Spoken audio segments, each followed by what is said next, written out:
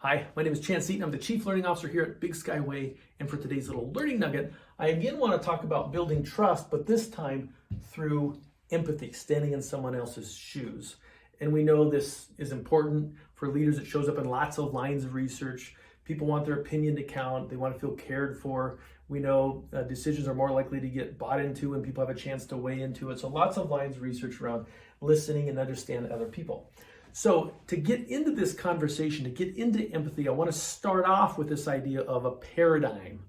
Okay, a paradigm is a pattern, a model, a map of your mind for how you see the world.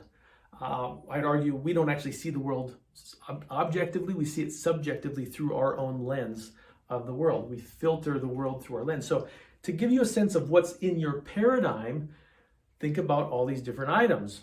Your values, what do you think is important? Your beliefs, what do you think to be true even without proof?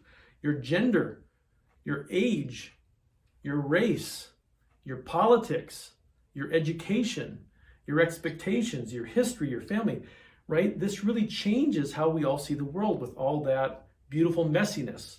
Proof for this is two people can be watching the exact same news broadcast and see something very different. So we're walking through the world with these paradigms and we're filtering the world through that. Now, a mature person can recognize and honor their own paradigm. This is stuff that's important to me. This is how I see the world. But they also have the energy and respect to see someone else's paradigm. They can say, here's what I see and what I believe, but I want to hear where you're coming from. How are you seeing this situation? What is your vantage point? Right? They're practicing empathy. They're seeing the world from other paradigms. An immature person sees their paradigm and that's it.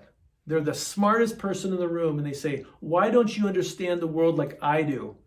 I'm the smartest person in the room. This is the way it's going to be. You can see why we don't trust these people because our opinions don't count. They don't care for anyone else.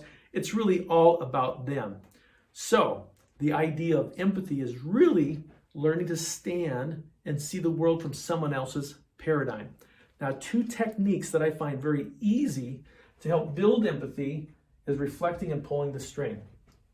Reflecting is parroting back what someone's saying and what someone's feeling, okay?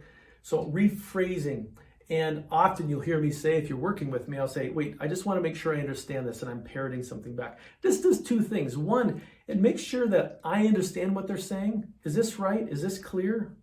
And two, it provides more clarity. When you hear back what you're thinking from another voice, it's helping you to clarify and contextualize what's really being said. So this idea of reflecting content back. And we don't do it all the time, but if there's a decision to be made or something's emotionally charged or there's some conflict, there's a lot of skill of just reflecting back what someone's saying. The second is pulling the string. And this is using the 5 W's and how. When you're visiting with someone and there's some context to this and something rich, you're asking more what, why, when, how. You're just pulling that string to keep the conversation going. It's helping you to cheat into their paradigm. So two very easy techniques, reflecting what someone's saying and feeling, and then pulling that string are pathways into understanding someone else's paradigm.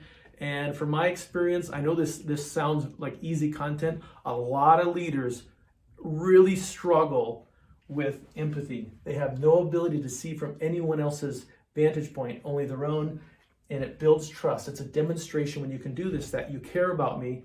And when you have trust with other people, you can get a lot more work done, more quality work. It's a beautiful thing. So I hope that helps. Practice some of these skills to lead your team to a better tomorrow. Have yourselves a great day.